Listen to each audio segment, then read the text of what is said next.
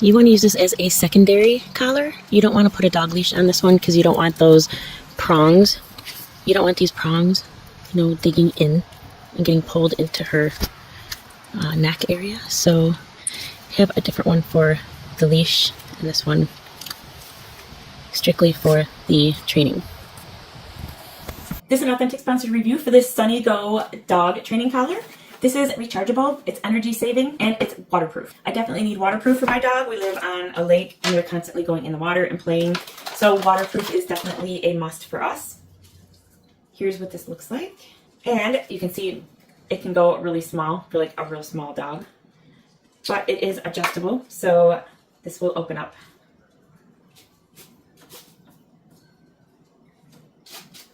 To fit many different size dogs. I mean, look at, there's still a lot left in here too.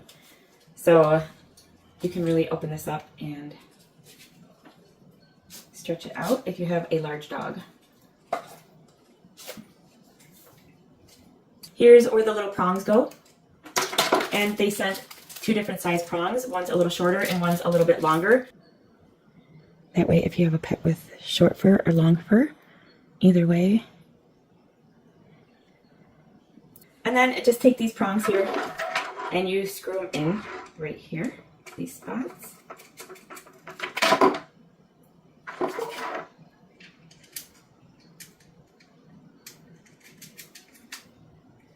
The charging port is right down here underneath this little flap. It's a silicone flap that goes over it to protect it from water. That's what helps it be waterproof and debris, dirt, things like that. You know how dogs are. And this is it. There's the on and off button right here. You can see the light comes on and it does different things. And when I turn it off. And it also comes with these little rubber protectors. And these go right over top of the prongs. That way it's softer and it protects your dog. It just feels a little better, you know, on their neck. And there's 2 different sizes for these too. So ones that'll fit the bigger size and ones that'll fit the smaller size. There is a wrist strap here, and this is rubber and waterproof too. The whole thing is waterproof. Here's the charging cord. And I really like when they do this, it's a double cord. So you can charge them both at the same time. You don't have to charge one and then wait and charge the other, or use 2 different cords and 2 different ports. This is plug it into the USB, and then you can plug it into both of these at the same time. This one goes down here. This one goes in here, and then you just plug it in and they both charge. This here doubles as a wrench, so that way when you're putting these prongs on or taking them off, you can tighten them with this or loosen them with this. So I just tightened them on here, but when it's time to take them off, I can also use this to loosen them and remove them.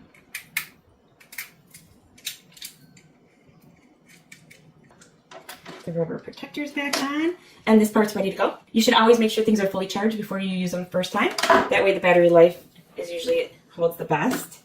And here's the little wrist strap. Just put it in the hole down there and then just jimmy it through. Wrap it around itself, and then here we are. Now we have the wrist strap, and here's this part. So on here we have sound, vibration, and shock.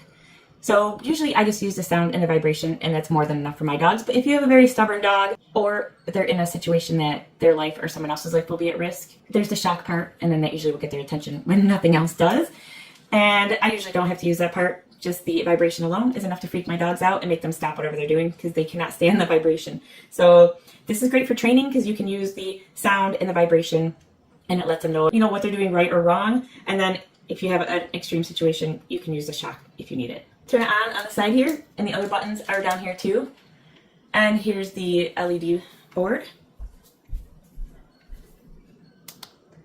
And then you can change them like this. So whatever levels you want, if you want the shock, and what level you want it on. So you can program it to make the sound first, and then jump over to the vibrate if the sound isn't enough. And then after that, you can program it to do the shock, or you can just use the sound and the vibrate, or just one of them. And you can adjust the level here. And I hit this, yeah. See the sound and then the vibrate. That's a level 6 vibrate. It's tickling my hand. Here's level, oh, it goes way up. This one goes up to level 16 for the vibrate. Oh man, she's gonna hate that. And then you can all go all the way down to like level 2. So it's just a real light vibrate.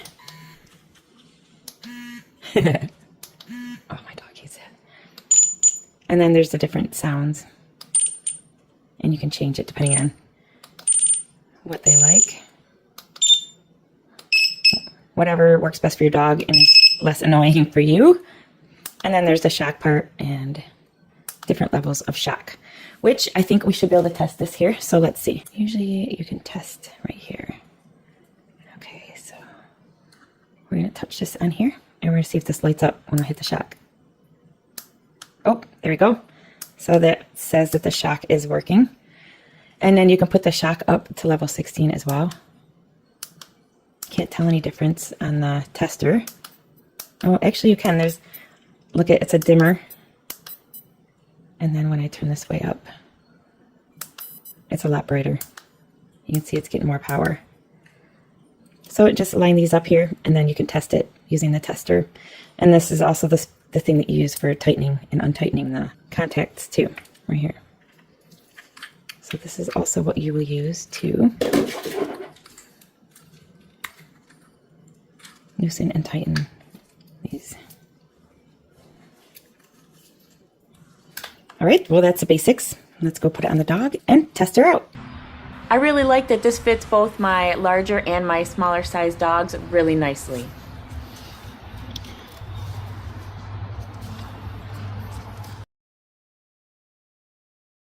It seems to be comfortable and they really don't mind wearing it.